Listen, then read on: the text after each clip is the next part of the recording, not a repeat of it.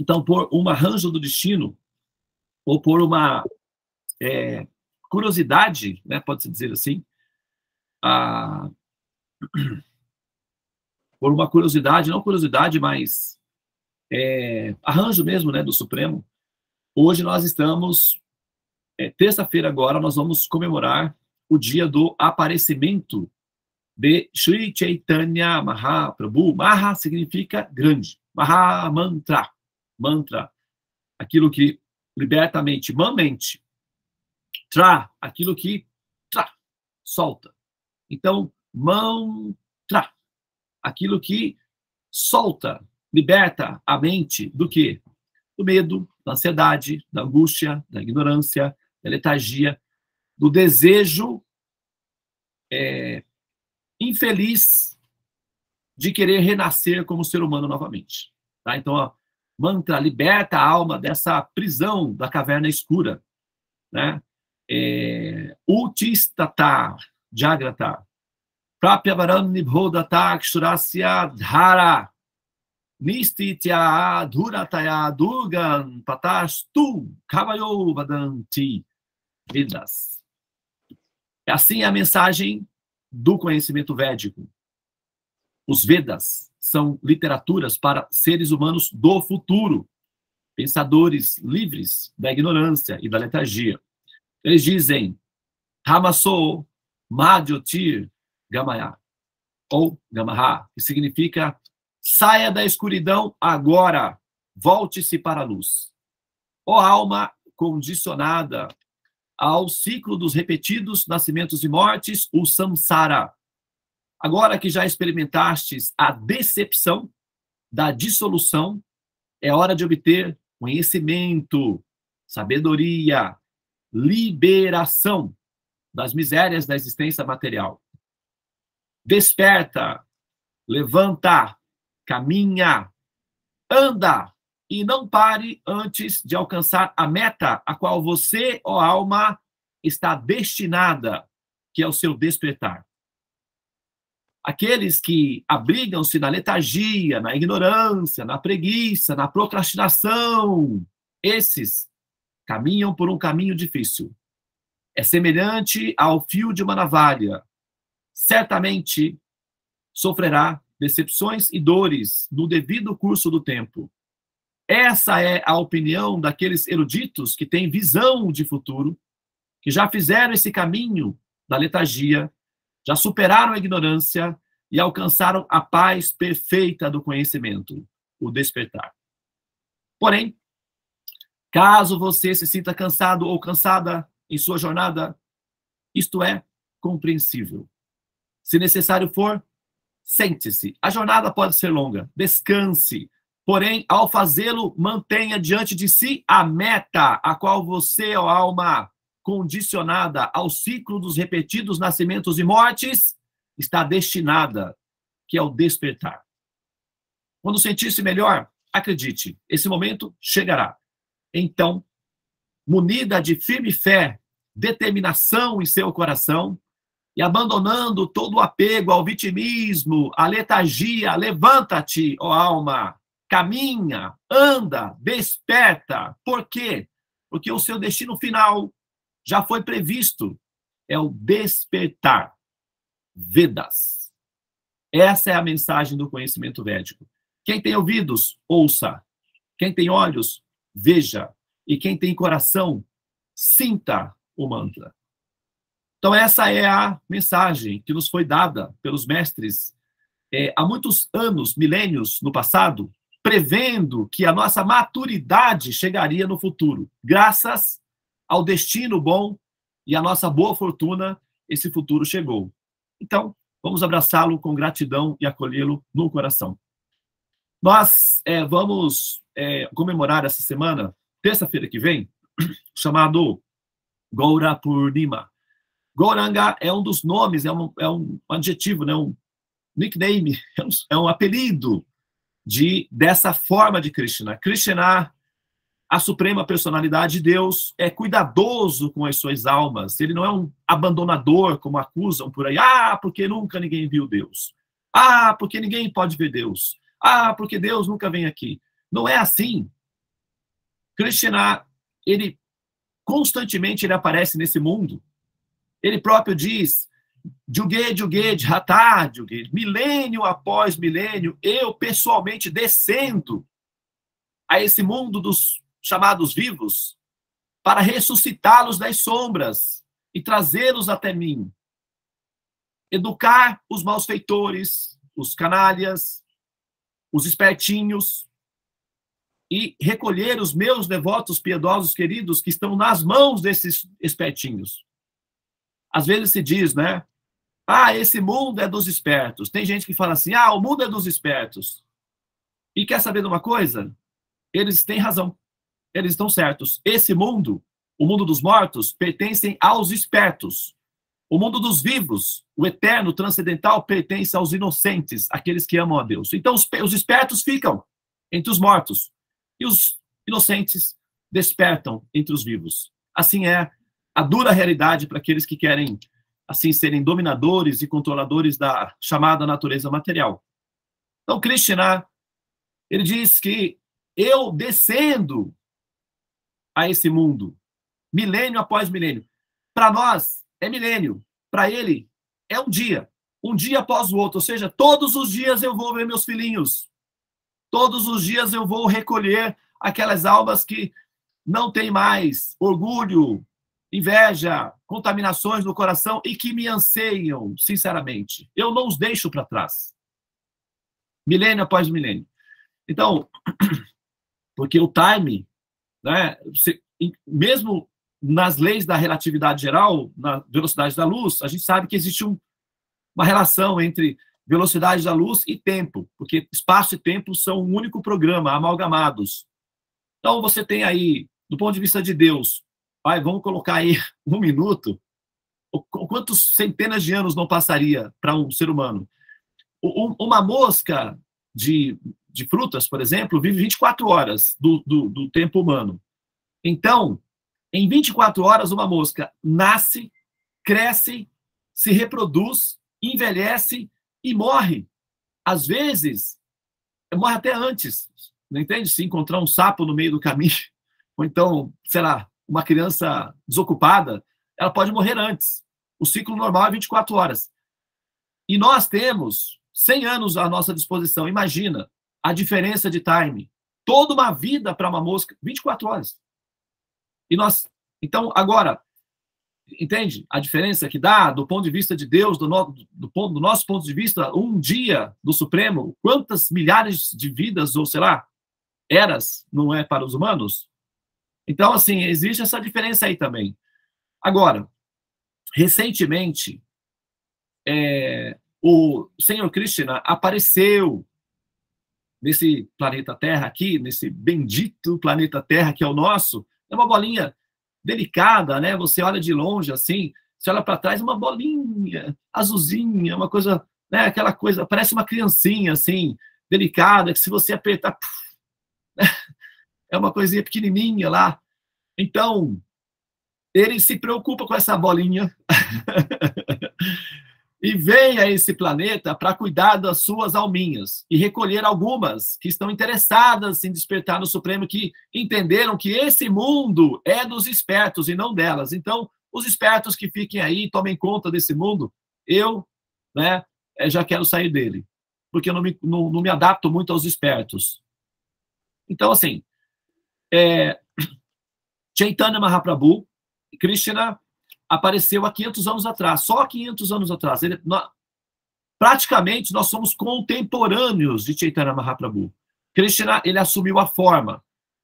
Ele vendo a dificuldade, a nossa dificuldade de entendê-lo, ele assume a forma de um aluno. É como, por exemplo, quando o professor, o aluno está com dificuldade, a sala de aula.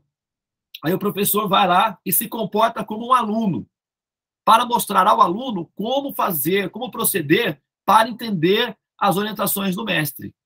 Então, há 5.000 anos atrás, Krishna apareceu e falou a Bhagavad Gita.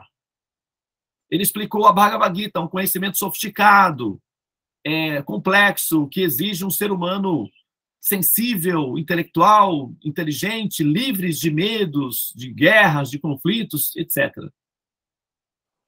E vendo a dificuldade dos humanos envolvidos em violência, barbárie, pilhagem, pirataria, agressão, incapazes de compreender o sentido objetivo da meta da vida, né? Dito que o mestre aponta a lua. O que os tolos enxergam? A ponta do dedo. Explique.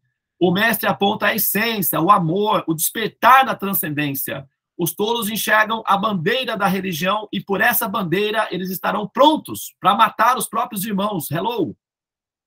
Não faz sentido. Então o mestre vem e fala, gente, olha, foca, porque se você não focar, você vai fofocar. Olha para frente. A meta é sair dessa existência mundana. Acorda, desperta. Então, ele vem como o aluno e mostra como entender a Bhagavad Gita, como fazer o processo, como despertar. E aí ele traz uma formulazinha para facilitar a vida dos aluninhos, que somos nós, alminhas condicionadas, ansiosas para renascer e depois morrer de novo. Isso não faz sentido. Só faz sentido se tiver muita ignorância, tiver coberto de ignorância, aí tudo bem. Mas se a pessoa tiver um pouco de bom senso, não faz sentido querer renascer como ser humano. Olha, um corpo de carbono que produz resíduos a vida toda e depois se dissolve. Qual é a vantagem disso? Há corpos melhores que os humanos. Os corpos humanos são apenas didáticos, eles são fenômenos rapidamente transitórios e eles têm uma função específica. Não é para a gente ficar enrolando aqui nessa fase do processo da evolução. Isso tem que ser rápido. Ter consciência de que você tem existência, de que você está existente, é um processo que pode ser dramático. Se você é um animalzinho, um bichinho, você não tem consciência da sua existência, você está tudo bem, tanto faz, morrer, nascer, tanto faz, você não sabe de nada mesmo. Mas quando você entra na forma humana, você toma consciência do processo da extinção, da morte, isso dá angústia, dá medo. Então, isso tem que sair, a gente tem que sair dessa história rápida da história humana. Então, o Senhor Chaitanya Mahaprabhu, que é Krishna, para nos ajudar nessa transição, a passar por esse crepúsculo existencial, vem e traz uma formulazinha muito simples. Ele diz da seguinte maneira: filhinhos e filhinhas, eu entendo que vocês estão perdidinhas. As dificuldades são muitas, compreendo. Então, eu vou deixar com vocês uma formulazinha que vai permitir com que vocês enxerguem claramente o caminho para me alcançar, voltar ao lar, voltar ao Supremo, para serem eternamente felizes em bem-aventurança. Por quê? Porque esse é o seu destino final. Então ele diz que ao entoar o Mahamantra, o canto dos santos nomes do Senhor, puramente no coração, você se libertará de toda a ilusão. Cante os santos nomes puramente no coração e você terá condições de entender o Supremo, entender a evolução e fazer o caminho. Cante, por favor, cante puramente no seu coração. Hare Krishna, Krishna Krishna, Hare Hare, Hare Rama, Rama Rama, Hare Hare. Ao cantar puramente os santos nomes de Krishna, você então voltará ao lar, voltará ao Supremo, onde você alcançará o seu destino final e de onde você jamais retornará a esse mundo mortal. Então, essa é a mensagem de Sri Chaitanya Mahaprabhu. E nós, agora, terça-feira que vem, nós estamos, né, comemorando o 500... Agora, ele apareceu no ano de 1407 Shakabda, correspondente a fevereiro de 1486, pelo calendário gregoriano. Então, faz a conta aí, quem puder fazer a conta aí de quantos anos nós estamos comemorando agora Chaitanya Mahaprabhu. Consegue, Devi, fazer a conta? Veja aí quantos anos são. Ele nasceu no ano de ele nasceu, não, o Sol não nasce. Quer dizer, o Sol nasce, né? Mas, assim, ele já existe, então ele não nasce, ele aparece. A gente fala, o Sol nasceu. Mas, poxa, isso não pode levar, né? A gente pode levar isso a sério, porque o Sol já existia. A gente diz o Sol nasceu, mas ele já existia antes disso daí. Então, é mais ou menos assim que nós observamos os aparecimentos de Krishna. O Senhor Chaitanya apareceu, nasceu. Mas para deixar bem certinho, nós falamos aparecimento e não nascimento, porque nascimento supõe-se que ele, né, nasceu naquele momento. Na verdade, ele já existia, né? Ele é a suprema personalidade de Deus. Conseguiram aí os dados matemáticos? Gente, olha, por incrível que pareça, eu não sou matemático analítico, a minha capacidade analítica do processo da matemática em si tem uma defasagem. O meu encantamento é com a metafísica da matemática. Nesse ponto, eu sei transitar. Mas aí, agora, para fazer assim de cabeça, a gente tem aí, né, as máquinas para ajudar. Felizmente, nascemos nessa era, isso ajuda bastante. E aí, conseguiu, Tulasi? Maharani, desculpa. Diga aí novamente, Prabhu. Eu estou com a calculadora aqui agora. Gente, you may say I'm a dreamer, but I'm not. Nasceu em? Eu não sou o único. Ó, nasceu em 1486. Vamos lá. Vou fazer aqui também. 539 anos. 537 anos. Opa! Tem alguém aí, olha aí, facilitando. O senhor Chaitanya rejuvenesceu 2 anos. Quem foi essa pessoa aí? Vamos colocar os nossos certidão de nascimento na mão dessa pessoa que a gente rejuvenesce aí, ó. 2 anos. Ou então, cuidado, você pode envelhecer mais do que eu. E aí, gente? Como é que vai ficar isso daí? Tem 2 anos a mais, 2 anos a menos? Como é que ficou? Ó, 1486. 539 anos. 537 anos calcularam aí. A verdade 537. Depende do mês, né? Pode ser 536, se foi em dezembro, por exemplo. Não, foi agora, né? Então vai fazer 537. Foi em fevereiro. Em fevereiro. Nasceu em fevereiro. Então, 537 mesmo. 537 anos. Tá? 537 anos.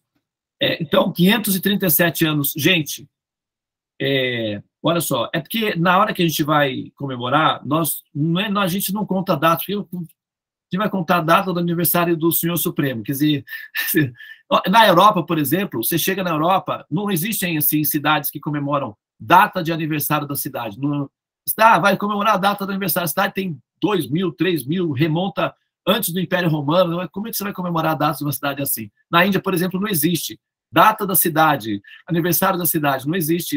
Tem cidades que têm 5, 10 mil anos, não vai comemorar, né, a data do aniversário da cidade. Não é possível isso. A gente tem aqui no Brasil essa tradição, porque a gente sabe, fez isso, então vamos começar a partir disso. Né? Tem 540 anos, tem 300 anos, porque tem data de fundação, né? Para fora aí, né, não tem isso daí. Então, a gente não costuma mencionar exatamente o ano e tal, não é um hábito. Então, tem 500 anos. Beleza, então vamos nessa.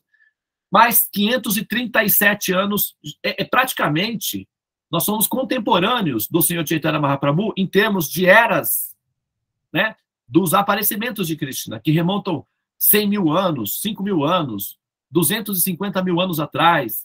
Então, quer dizer, em ambientes diferentes, né? Mas Chaitanya Mahaprabhu apareceu, então, para nós aqui nesse planeta há 500 anos atrás. Inclusive, tem um dado interessante, que é o que acontece o seguinte. Vocês sabem que os portugueses descobriram o Brasil, entre aspas, porque eles tentavam chegar até a Índia. Atualmente tem uma discussão que os índios não querem mais ser chamados de índios, né? Eles querem ser chamados de nativos, né, brasileiros, alguma coisa assim. Até esqueci, nativos, alguma coisa. Por quê? Historicamente, o pessoal queria encontrar uma rota para chegar até a Índia. Por quê? A Índia sempre foi opulenta de todos os tipos de riquezas e facilidades de alimentação e tudo. A Europa ia lá e comprava especiarias, produtos. E problemas políticos, e fecha porto, abre porto, eles queriam encontrar uma rota diferente, acabaram errando o caminho e vieram parar no Brasil. Quando chegaram no Brasil, viram os índios, eles nunca tinham ido à Índia, eles acharam, porque existiam muitas tribos na Índia. Até hoje tem uma tribo lá, chama Sentinela, que essa tribo até, que é uma tribo assim, o que é perigosa, o pessoal não, é proibido de, né, se procurarem no YouTube aí, tem a tribo Sentinela. É a tribo mais isolada do mundo. Fica na Índia. E naquela época, a costa, existiam muitas tribos assim, mas existiam muitas cidades muito mais desenvolvidas que as cidades europeias. Então, os árabes e os europeus iam até a Índia para comprar produtos. Só que havia alguns lugares que existiam tribos perigosas que viviam às margens. Então, se você errasse o caminho e parasse numa tribo dessa, você poderia ser, né, até morto. Ainda hoje isso acontece. Como eu disse, tem uma tribo lá chamada Sentinela, que é a tribo mais isolada do mundo e fica na Índia. Se você tiver o azar de cair ali e ter que entrar nessa ilha, vira, né, assim, vai virar o lanche do pessoal lá, mas tudo bem, faz parte do jogo, é só não ir para lá, entendeu? Fica por aqui que tá tudo bem. Aí, quando os portugueses viram os índios peladinhos e olhando assim, ele falou, isso aqui deve ser a Índia. Aí chamaram o pessoal de índios, entendeu? Então, por isso que fala-se índios, que achou que estava na Índia. Acho que a maioria de vocês já sabem disso, né? Estou aqui, de repente, talvez rezando o Pai Nosso para o vigário, mas só para recontextualizar aí. Os portugueses, então, eles iam muito para a Índia, e quando eles voltavam para o palácio, para o reino e tal, o que acontecia? Era, tipo, assim, Big Brother, né? Fofoca, todo mundo gosta. Então, eles iam para o palácio, e as meninas da corte, eles faziam como contar histórias. Eles eram chamados, e as meninas, as princesas, os nobres vinham para que os tripulantes, os navegantes, contassem histórias dos países distantes e trouxessem novidades, roupas, coisas, presentes, né? Então, eles eram uma espécie de novela da época. Eles eram os contadores de histórias. Eles iam, viviam as histórias e depois voltavam nos seus países de origem e contavam muitas histórias. E era assim que o conhecimento se disseminava. E tem, na cidade de Porto, no Portugal, no Arquivo Nacional, tem um documento que descreve que os portugueses chegaram a ver ou chegaram a ouvir falar sobre Chaitanya Mahaprabhu, essa manifestação de Krishna na época, que coincidiu na época com o descobrimento do Brasil, entre aspas, com também o advento do Chaitanya Mahaprabhu lá na Índia. Então, Chaitanya Mahaprabhu, ele era alto, tinha mais 2 metros de altura, ele era muito belo, tinha um aspecto muito jovem, então ele cantava e dançava o Mahamantra, ele cantava nas ruas e chamava, cantem Hare Krishna, cantem os santos nomes de Krishna, e explicava o porquê ele fazia isso. Então as pessoas seguiam ele, cantando o Mahamantra Hare Krishna, e o que acontecia? Que as pessoas entravam em êxtase, e algumas abandonavam o corpo em êxtase, já iam direto para o mundo espiritual, ali mesmo. E aí tinha pessoas que eram doentes, vinham e participavam do canto congregacional do Mahamantra e ficavam curadas. Era uma espécie de Jesus Cristo cantando na rua. Então, as pessoas vinham, onde estava Chaitanya Mahaprabhu, juntava milhares de pessoas doentes, pessoas com problema financeiro, negócio de amor. Todo mundo ia, porque dava milagres. Entendeu? E Chaitanya Mahaprabhu só levantava os braços e chamava, todos cantem Hare Krishna. E todo mundo cantava Hare Krishna junto com ele. Então, quem estava com doença, acabava com doença. Quem estava pobre, tinha prosperidade. Então, o pessoal, sabe como é que é, né? Todo mundo ia, até eu ia. Até eu iria, se fosse... E parece que os portugueses ficaram sabendo disso. E alguns deles parece que foram até a cidade de Jagannath Puri, que era onde Chaitanya Mahaprabhu tinha sua base, para vê-lo. E quando eles voltaram em Portugal, eles descreveram que na Índia tinha um gigante dourado que fazia milagres e cantava pelas ruas. Então, eles descreveram esse gigante dourado, porque Chaitanya Mahaprabhu, ele tinha uma pele caucasiana. Os indianos são morenos. E Chaitanya Mahaprabhu não era albino, ele era loiro, tipo loiro, com cabelos assim, encaracolados, parecidos com o meu, só que maior, enorme assim, o corpo bem formado, bem delineado, com braceletes, pulseiras, tornozeleiras, brincos. Os indianos, assim, são muito belos. né? Tem um mestre indiano, que eu até esqueci o nome dele agora, ele é mestre Vaishnava, ele usa uma tilaka enorme na testa. Como é o nome dele, Devi? Bhagavad Sweet. Vishwanath Paramahamsa. Vishwanath Paramahamsa. Ele é muito belo, muito plástico. Ele usa uns brincos enormes. E não é, isso não tem a ver com gay, com efeminado, não é nada disso. É a parte plástica da cultura da beleza dos homens, de alguns. É um estilo de beleza masculina na Índia. Então eles ficam muito belos. Se vocês disponibilizam aí, Devi, o nome dele, um videozinho para o pessoal conhecer ele. Canta os santos nomes, canta Hare Krishna, ele é um Vaishnava. Ele é muito belo, plasticamente falando, assim. Então, Chaitanya Mahaprabhu era nesse estilo, só que muito mais belo, né, que esse que nós mencionamos aqui, por conta do choque plástico, porque ele era como se fosse loiro bronzeado de praia, com cabelos encaracolados negros e cantor do amor a Deus. E totalmente ele saía assim, as pessoas se encantavam com a beleza dele e ao mesmo tempo com a pureza, com a doçura do Mahamantra. E ele era milagroso também, as pessoas faziam milagres, então todo mundo queria, era um show, era um grande show. Então, assim, onde ele passava, se ele ficasse hospedado numa casa, por exemplo, se alguém recebesse ele hospedasse numa casa, tinha que criar um cordão, porque as pessoas subiam no teto, tiravam o telhado. Teve uma ocasião em que as pessoas subiram no teto, tiraram o telhado da casa para poder ver ele lá dentro. Aí ele saiu da casa, né? Teve que sair para poder ver o pessoal, porque o pessoal estava já invadindo para poder ver o Senhor Chaitanya Mahaprabhu. Tem uma única história dele, e como a gente vai começar agora o Srimad Bhagavatam, o capítulo, o título, ó, Pequeno Esboço da vida e dos ensinamentos do Senhor Chaitanya Mahaprabhu, o pregador do Srimad Bhagavatam. Ele é o mestre do Bhagavatam, ele é o professor original do Bhagavatam. E nós vamos estudar isso daí. Então, é o aniversário dele, né, assim, entre aspas. Então, a gente está aqui contextualizando a pessoa dele, porque isso vai ser interessante para a gente conhecer um pouco, né, de Chaitanya Mahaprabhu. Então, teve um episódio, olha só que coisa interessante. Isso foi visto, né? Hoje em dia, talvez pudesse ter sido filmado ou fotografado, mas na época não tinha, então foi visto por muitas pessoas que relataram isso daí. Ele tinha um êxtase de amor tão intenso por Krishna. Ele amava Krishna intensamente, imensamente. Em determinada ocasião, ele estava num jardim e tinha 7 palmeiras dessas imperiais, gigantes. 7 palmeiras. E ele, quando ele ficava em estado de hipnose, de amor por Krishna, ele via Krishna, pessoalmente. Tá?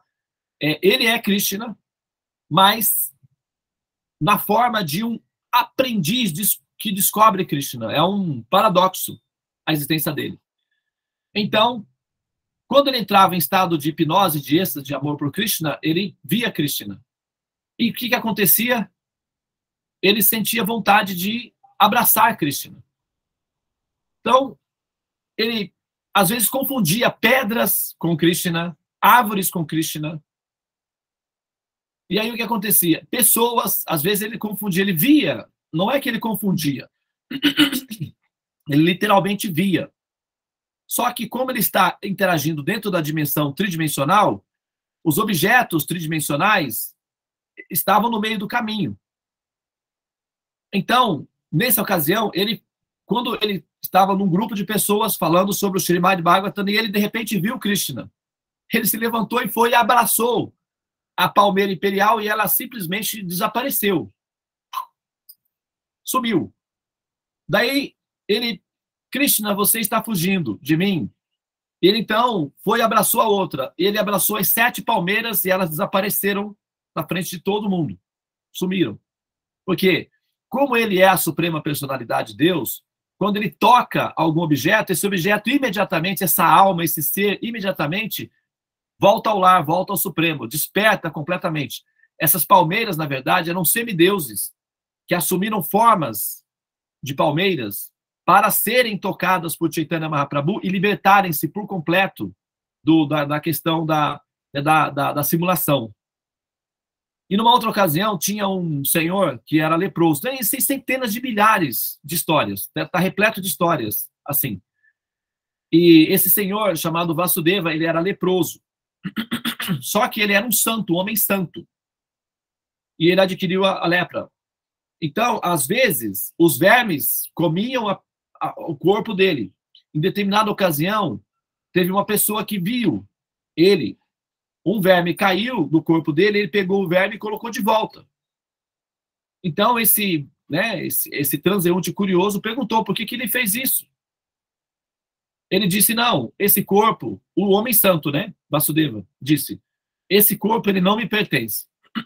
Os vermes também moram nele, e eles precisam comer. São como crianças, eles não sabem o que fazem. E essa caiu, e eu trouxe de volta para o local de origem dele. Foi só isso. Essa era a ideia dele, né? Ele não sentia dores, porque ele cantava mantras que isolavam o sistema neurológico, ele não sentia simplesmente dor. Então, o corpo, ele considerava que pertencia a todos, inclusive o nosso corpo. Existem trilhões de almas que vivem no corpo, né? Nós não somos a única que vive no corpo. Sim, por exemplo, bactérias, vermes que vivem no corpo, eles habitam o corpo, coabitam, são coabitantes do nosso ecossistema. Nós somos a alma predominante. Mas tem muitas outras que vivem no mesmo corpo. E elas acham que pertence a elas também. Nós achamos. A baratinha, por exemplo, na sua casa, acha que é a casa dela. E você também. Aí fica essa história aí de quem é e quem não é. Então, quem vai dizer que é? Aquele que tem mais poder. Entendeu? Mas todo mundo está pensando que é. Né? Às vezes a pessoa diz assim, essa é a minha terra. Tá, mas depois a terra vai engolir ele, vai comer ele, vai ser enterrado na terra. Então, quem é de quem? A terra é dele ou ele é da terra? É uma confusão que, no final, a gente sabe que ninguém é de ninguém, tudo pertence ao Senhor Supremo. Mas, inicialmente, nós pensamos, isso daqui é meu, porque aquilo ali é meu. No final, fica aí para trás as traças, né? As pirâmides estão aí para mostrar, né? Que fica para trás mesmo, e depois o pessoal pega e, agora é meu. E fica nisso daí, até que descobre, poxa, mas então não é de ninguém. Não, é de alguém sim, é do Senhor Supremo, né? Que a gente acha que é nosso. Mas então tem que parar com isso. Pois é, a ideia é essa. Mas, poxa, por que ninguém falou isso daí antes? Não, já está falando há muito tempo, é que a gente faz de conta que não ouve, que nós somos espertos, né? Esse mundo é dos... Esse mundo é dos espertos, e nós somos espertinhos, então, sabe como é que é? Eles falam assim, pode pá. Aí renasce de novo. Começa tudo de novo essa história aí. É o mundo dos espertos, né? Esse. O próximo, não. Bom, então, esse homem santo, Vasudeva, Chaitanya Mahaprabhu, passou pela cidade onde ele morava. Ele morava debaixo de uma árvore, porque o corpo dele cheirava mal, então ele decidiu se afastar das pessoas para não incomodar as pessoas. Mas quando Chaitanya Mahaprabhu passou nessa cidade, Chaitanya Mahaprabhu ouviu falar desse homem santo. E esse homem santo, ele não conseguia caminhar por conta da condição avançada da doença no corpo. Então, Chaitanya Mahaprabhu decidiu ir visitar esse homem santo. Quando Chaitanya Mahaprabhu chegou até esse homem santo, ele olhou e disse, Vasudeva. O homem santo olhou para ele e, com lágrimas nos olhos, reconheceu o Senhor Supremo e quis prestar reverências ao Senhor Supremo, Chaitanya Mahaprabhu. E Chaitanya Mahaprabhu foi até ele e disse, não, eu não vim para receber as suas reverências, eu vim para recolher o seu abraço de amor. Mas aí o Vasudeva, totalmente com pus, cheirando mal, naquela condição, ele disse, mas meu Senhor, olha para o meu corpo, como eu vou te abraçar? Chaitanya Mahaprabhu disse, olha, Vasudeva, o seu corpo cheira o perfume de sândalo. Ele é puríssimo. Qualquer um que tocar no seu corpo, liberta-se do mundo material. E abraçou o homem santo, e isso todo mundo viu, né? E imediatamente, Vasudeva, que era velho, se tornou um jovem lindíssimo. De 19 anos, 20 anos. Lindo. E todo mundo se espantou com aquilo. E o Vasudeva também ficou espantado com aquilo. E Chaitanya Mahaprabhu disse, é assim que eu vejo você. Os outros eu não sei, mas é assim que eu te vejo. E ele era perfumado. O jovem Vasudeva, né, que foi transformado, quando ele falava Chaitanya, Krishna, da boca dele saía um hálito que as abelhas ficavam zonzas e caíam de tão doce e perfumado que era o hálito do Vasudeva. E as flores, onde o Vasudeva se sentava, as flores ao local, ficavam todas elas com o cheiro do corpo dele, que era perfume de sândalo. Então, as pessoas começaram a aglomerar-se ao redor. Bom, depois, ali naquele momento, houve uma comoção, né? Chaitanya Mahaprabhu, então, foi embora e disse, Vasudeva, eu só vim aqui para vê-lo. Agora que o meu desejo já foi realizado, eu preciso ir, que eu estou em busca de Krishna. Ele está fugindo de mim há muito tempo, mas a minha missão é encontrá-lo. Então, deixou o Vasudeva para trás, e o Vasudeva lá, jovem, belo, com essa condição fora do normal, de ser extremamente perfumado, e jovem, e não envelhecia mais, e as pessoas vinham e viram que ele era objeto de um milagre e começavam a dar dinheiro. Então ele ficou multimilionário. Aí o que acontece? Ele não queria, mas o pessoal chegava lá e jogava dinheiro. Uma vez eu estava no templo, em Mayapur, e eu estava sentado no templo cantando os santos nomes, cantando. E de repente eu comecei a sentir coisas batendo em mim. Quando eu abri os olhos, tinha um grupo de indianos jogando moeda em mim, jogando dinheiro em mim. E no meu corpo, assim, cheio de moedas e dinheiro, eu fiquei assim, olhando para aquilo, os indianos, um grupo de indianos peregrinos, jogando dinheiro em mim. Eu achei muito engraçado aquilo, né? E perguntei, por que vocês estão fazendo isso? Tia, Gauranga, Gauranga, Gauranga, que é o nome do Sr. Chaitanya. Eu recolhi aquelas moedas, deixei eles fazerem o que eles queriam, né? Porque era o humor dos indianos, os indianos são muito engraçados, né? Prestaram reverências para mim, eu prestei para eles também. Depois eu recolhi o dinheiro, fui lá e coloquei na caixinha do templo, né? Mas isso é muito comum na Índia. Quando eles consideram que uma pessoa é adorável, eles jogam dinheiro. Então, lá na Índia, o Vasudeva, as pessoas iam na casa dele, na árvore, aí construíram uma cabana, e aí as pessoas chegavam lá e jogavam dinheiro, moedas. E aquele dinheiro era recolhido pelas pessoas que guardavam para ele e não tinha onde guardar essa quantidade de dinheiro. E era dele. E na Índia as pessoas são muito honestas. Eles não fazem, assim, esses truques. Por isso que os árabes e os portugueses gostavam de negociar com os indianos, porque eles são muito honestos. Se o indiano disser... E eles são muito inocentes, eles confiam muito que eles são honestos, então eles acham que todo mundo é honesto igual eles. Você vai numa loja e você pega umas coisas. E você diz que, olha, faltou o dinheiro. Aí ele, tia, depois você me traz. Aí, mas você confia em mim? Sim, por que não? Porque eu não confiaria. Aí você leva o produto. Eu já passei por isso várias vezes, inclusive eu fiquei 2 anos devendo para um indiano lá de uma cidade, e eu pensava sempre nele, eu falava, poxa vida, que pena que eu não consegui voltar. Mas aí quando eu consegui voltar e pagar ele, aí eu paguei o dobro de presente. Assim, como recompensa pela confiabilidade dele, né? Então, os árabes amavam negociar com os indianos, porque eles levavam o produto e diziam, a gente vai voltar com o que vocês querem. E os indianos, sim, pode levar. Então, os árabes tinham créditos, era o primeiro tipo de cartão de crédito, sei lá, talvez dos negócios, porque eles iam lá, nos indianos, pegavam os produtos com a promessa de que voltariam com dinheiro. E os indianos confiavam e os árabes voltavam. Então, era um negócio da China, para os árabes, no caso. Eles amavam a Índia. Os portugueses descobriram que os indianos... E aí, a Europa toda, todo mundo queria ir para a Índia para comprar produtos, porque os indianos tinham esse hábito, os gregos, os árabes, os europeus, todo mundo. Porque eles têm essa característica. Bom, mas voltando ao ponto, Aí, eles jogavam dinheiro no Sr. Chaitanya Mahaprabhu, não, no Homem Santo, e as pessoas vinham e ficavam adorando ele. E ele começou a se sentir, vamos dizer assim, meio desconfortável com essa situação toda, que nem às vezes quando você é tímido, tem que abrir a câmera para tirar a foto, então você fica assim com timidez. E o Vasudeva era muito tímido. Então aquele monte de gente vindo, fazendo orações e jogando flor e moedas e tudo.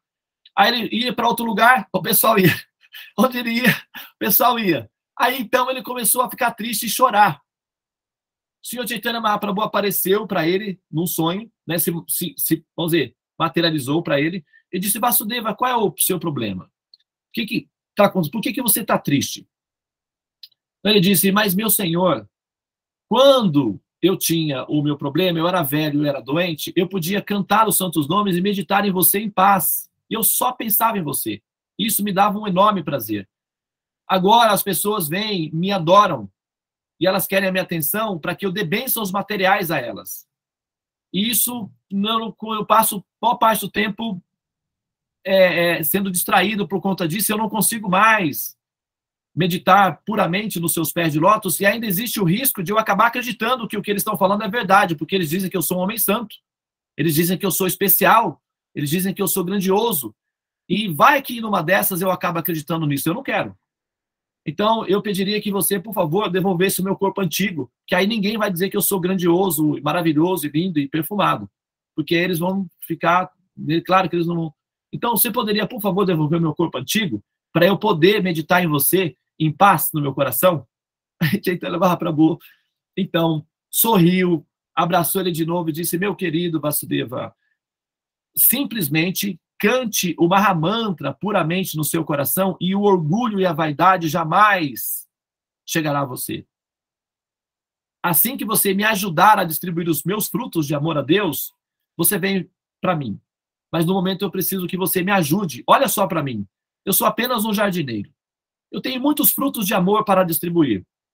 E eu tenho poucos amigos que me entendem. Você é um dos poucos que me entendem.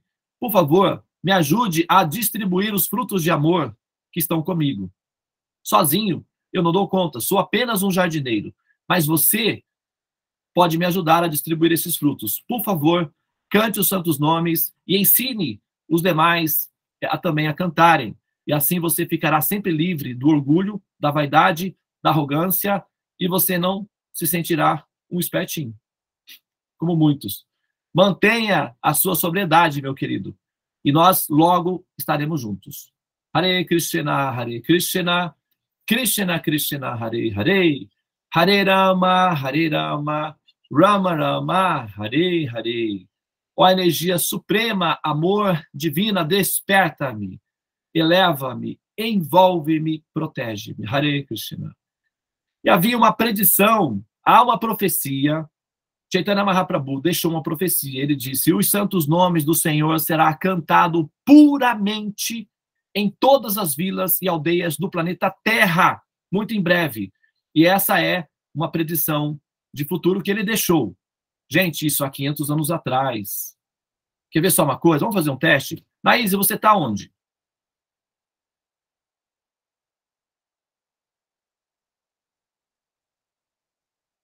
Abra o seu microfone, querido. Liga o microfone, Cataguases, Minas Gerais. Cataguases, Minas Gerais. É. Ela estava fazendo uma Mahamantra, atrás eu ouvi barulho de galinha, de galo cantando, de pato, e do homem que entrega o leite ainda com aquele sininho, trilhinho, sabe?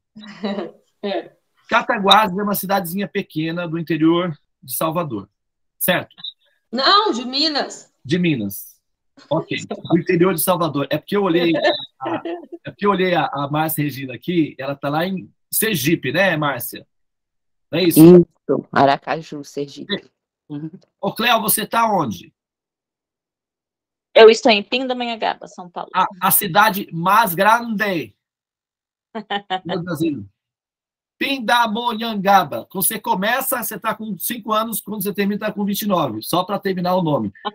Mas bem o tamanho da cidade, né?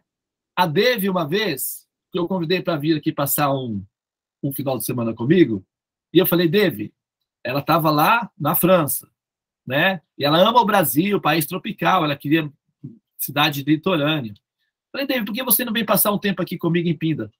Devananda, é uma cidade caipira. Mas ela veio aqui e amou, e agora ela fala, que delícia ser caipira, eu quero ser caipira. Então a gente vive aqui basicamente numa rocinha, né? Quem mais está numa cidade aí isolada? Quem que está aí que pode dizer, olha, eu estou aqui, gente. Vamos ver que quem... Deva, e Cataguases é metade de Pindamonhangaba ainda. Você entendeu? Olha, pessoal, tem muita gente que mora, né, na capital, né? Aqui eu estou vendo que a maioria do pessoal mora na capital, né? Porque costumo ir lá fazer mapas em São Paulo e tal.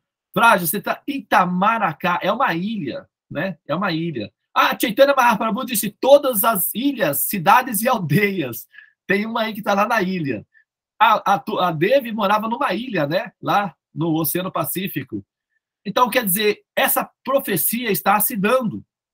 Eu estou atendendo uma pessoa do Macapá, tem pessoas do Amazonas. Quer dizer, quem imagina a Feira de Santana, os santos nomes, a sofisticação do conhecimento védico está se espalhando pelo mundo inteiro. E nós estamos cooperando com essa missão de Chaitanya, de Krishna, Chaitanya. Um dos nomes dele também é Krishna Chaitanya, que é Krishna na forma de Chaitanya. Então, a profecia, ou seja, a previsão de futuro foi plantada por Chaitanya Mahaprabhu lá atrás. Ou aqui, nesse momento, 500 anos, é contemporâneo. E a ideia é que isso vai se espalhar pelo mundo inteiro. Imagina, gente, o que aconteceria se o mundo inteiro... É claro que isso é uma utopia, né? Porque sempre tem almas espertas que não vão querer aderir a isso daí, evidentemente. Mas imagina, utopicamente, só por projeção hipotética, que o mundo inteiro fizesse o que nós estamos fazendo aqui. Sadhana, Mahamantra, alimentação ahimsa e cantando as glórias dos santos nomes. Como é que não seria esse planeta? Como é que não seria? Nós tivemos ontem um programa aqui na sexta-feira, uma delícia, simplesmente uma coisa assim, cultural, artística, saborosa, masala, né, do jeito que a Devi gosta de falar, masala, um sabor, uma mistura de sabores com cores. Uma delícia, o nosso programa do Atmaval, o pessoal da diretoria da Seva vieram e passou com a gente aqui um período conosco, né, o Atmaval. Assim, imagina se isso espalha por todos os cantos do mundo inteiro as pessoas felizes, é antidepressivo o santo nome. O sadhana elimina a depressão. O índice de suicídio diminuiria dramaticamente. O índice de depressão seria uma doença assim, tipo poliomielite, né? Antigamente, muita criança ficava com paralisia infantil. Hoje em dia é uma coisa assim que a gente, nossa, praticamente, né? Nossa, como foi que essa criança pegou isso daí? Não é possível isso mais, né? Sabe? Então, assim, a depressão seria uma daquelas doenças que a gente, nossa, mas como é possível isso nesses, né? Praticamente seria extinta da humanidade a depressão. Suicídios seria uma, sabe? Destruição dos lençóis freáticos para produzir carne de boi desapareceria. O problema da questão dos índios seria resolvido porque ninguém ia lá destruir a floresta amazônica para fazer pasto. O camado de ozônio poderia ser recuperado de repente, né? Assim a gente teria muitos produtos variados porque o vegetarianismo é agressivamente variado em termos de sabores. Por que a Índia, o Brasil foi descoberto por causa dos sabores da Índia? Porque eles têm uma tendência ao vegetarianismo, então isso dá uma variedade maior em termos de alimentação. Quer dizer, quais seriam os impactos? Entendeu? Vocês sabem que a Índia, recentemente, declarou que o golfinho é um ser humano, está na Constituição da Índia. Se for pego alguém matando um golfinho no território indiano, a pessoa pode sofrer pena de morte. A Índia declara que a vaca é um ser humano. Matar vacas na Índia, tem pessoas que fazem, os muçulmanos fazem escondido, mas se for pego, é prisão perpétua. A Constituição da Índia inclui o golfinho como ser humano. Imagina, é a tendência do conhecimento védico. Então imagina, isso assim, ainda hoje, nos dias de hoje, que mesmo a Índia está contaminada com muita coisa. Mas veja bem, imagina qual seria o impacto cultural, artístico, filosófico, humanitário sobre o mundo inteiro se esse conhecimento védico se entrasse no coração das pessoas. É que esse mundo é dos espertos, então o pessoal está muito envolvido com essa história aí. Mas se o coração abrisse para a inocência, um pouco, o conhecimento védico teria condições de entrar.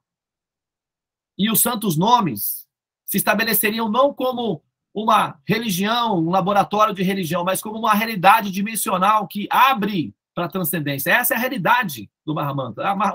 O Mahamantra não é uma religião para você rezar e se sentir bem. E perder o medo de que você vai parar, sei lá onde, no fogo do inferno. A gente foi numa missa lá agora, né, na Aparecida. A gente tem um amor imenso pela nossa querida Santinha, nossa mãezinha querida, Aparecida. Mas a gente estava lá na missa, lá, até a Tula se olhou para mim, né, falou, nossa, e agora? O que a gente vai fazer com isso? Que aí o padre, a moça estava cantando, ó, meu Senhor, cuidai para que as almas não vão parar todas no fogo do inferno. A Tula se olhou assim, eu falei, Tula, assim, a gente não veio aqui para resolver nada de filosófico, vamos simplesmente oferecer o nosso amor à nossa mãezinha querida e não deixa o pessoal aí quieto. Não, vamos lá, que a gente tem que conversar com eles. Falei, não, Tula, assim, deixa o pessoal quieto. Então, assim, a gente estava no Santuário de Aparecida, né? Foi muito engraçado aquele momento, mas a questão é essa, entendeu? O Mahamantra não é para a gente rezar, ficar com medo de que vai para o fogo do inferno, é isso. O Mahamantra é uma ciência de despertar a alma, é para despertar a alma do mundo das sombras e despertar no mundo dos vivos, dos conscientes, dos seres ascendentes, aqueles que estão destinados ao reino de Deus. Esses somos nós como candidatos. Nós somos candidatas, almas candidatas à ascensão ao reino de Deus. Cante os santos nomes do Senhor puramente no coração e você verá se isso é uma religião para ser rezada ou se é uma experiência para ser vivida. A questão é, cante puramente no seu coração e depois você diz para mim qual é a resolução ou a conclusão. Ok? E se você encontrar alguma coisa por aí melhor que os santos nomes e que produza um resultado mais eficaz que os santos nomes, que tem coisas que são eficientes e tem coisas que são eficazes. É diferente. Uma coisa eficiente pode não ser produtiva, porque o ladrão é eficiente, ele vai e rouba muito bem, mas ele deixa um problema para outros. Então, eficiência não quer dizer eficácia. Eficácia quer dizer que o problema é resolvido e é bom para todo mundo. O Mahamantra é eficaz. Tá? Então, se você encontrar por aí algo que seja mais eficaz que o Mahamantra, por favor, venha e compartilhe. E fundamente isso, porque não é só chegar e falar, porque falar todo mundo pode. Ah, porque eu tenho essa coisa, eu tenho aquela. Ah, ok, fundamente, por favor. Somos pesquisadores, estamos abertos. Agora, fundamente. Ah, não, é a minha fé. Não. Por favor, não. Fundamente. Fé também pode ser fundamentada, pode ser racionalizada. A energia pode ser racionalizada. Tudo pode ser racionalizado. Deus é razão, ele é inteligência. Então vamos lá, vamos usar isso daí. Vedas é a solução. Tá? Muito bem. Hoje nós vamos ficar por aqui. Nós fizemos uma breve contextualização, introdução a Chaitanya Mahaprabhu. Espero que eu tenha oferecido a vocês aí alguns lapsos. O que eu fiz foi tocar numa gota do oceano chamado Chaitanya Mahaprabhu. Não pense que eu concluí Chaitanya, não, tá? Eu só toquei numa gota. Ele é um oceano.